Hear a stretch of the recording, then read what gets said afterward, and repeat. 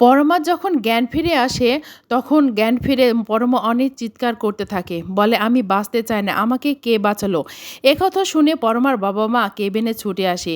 এসে তখন পরমার বাবা-মা বলে, "তুই আমার কথা চিন্তা করবি না? আমাদের কথা তুই আত্মহত্যা করতে গিয়েছিলি?" তখন সেই মুহূর্তে ডাক্তার আসে। ডাক্তার এসে তখন পরমা ডাক্তারকে থ্যাংক ইউ বলে। তখন ডাক্তার তখন বলে, "আমাকে থ্যাংক ইউ না বলে আপনার দিদিকে থ্যাংক ইউ বলেন।"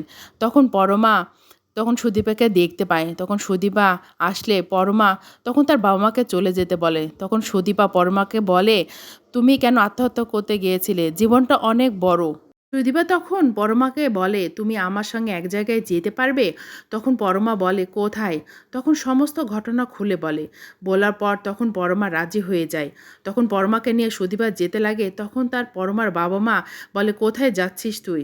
তখন পরমা বলে, "আমি সুদীপার সঙ্গে যাচ্ছি।" তখন পরমার মা বলে, "তুই সুদীপার সঙ্গে যেতে পারবি না। আমার একটা শর্ত, সুদীপা এখানে থাকবে, আমি তোকে ওই জায়গায় নিয়ে যাব।" বলে তখন সুদীপা বলে, "আচ্ছা ঠিক আছে।"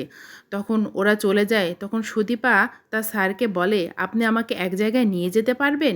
এদিকে পরমা পুলিশ স্টেশনে যায়। যেয়ে তখন পুলিশকে বলে, "আমার শাশুড়ি আর আমার স্বামীর কোনো দোষ নেই। আমি আসলে ডিপ্রেশনে চলে গেছিলাম তো, তাই আমি নিজেকে এই সিদ্ধান্ত নিয়েছিলাম। ওদেরকে আপনি ছেড়ে দিন।"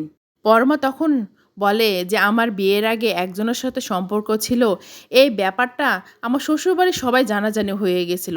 এজন্য আমি কাউকে মুখ দেখাতে চাচ্ছিলাম না যে আমি আত্মহত্যা করব। কিন্তু কেউ একজন আমাকে বলেছিল যে মৃত্যু একমাত্র সমাধান না।" তখন পুলিশটা বলে যে, "আপনাকে এই কথাটা বলেছে, সে সত্যি বলেছে।" তখন পরমা বলে, "আমার স্বামী আর আমার শাশুড়ি নির্দোষ, তাদেরকে ছেড়ে দিন।" যখন ছেড়ে দেয়, যখন চলে যেতে লাগে, পরমার বাবা-মার সঙ্গে যখন চলে যেতে লাগে, তখন গায়ত্রী দেবী এসে পরমার বাবা-মাকে বলে, "আমার ঘরের লোককে আমি ঘরে নিয়ে যাব।" এদিকে সুদীপা স্যার সুদীপাকে এসে বলে, "চলেন আমরা কফি খাই।" তখন সুদীপা বলে, "না, আপনি আমাকে বাড়ি পৌঁছে দিতে পারবেন?" তখন সেই মুহূর্তে আদিত্য আসে। আদিত্য এসে তখন সুদীপা আর তার স্যারকে দেখে বলে, "এখানে ওরা কী করছে?"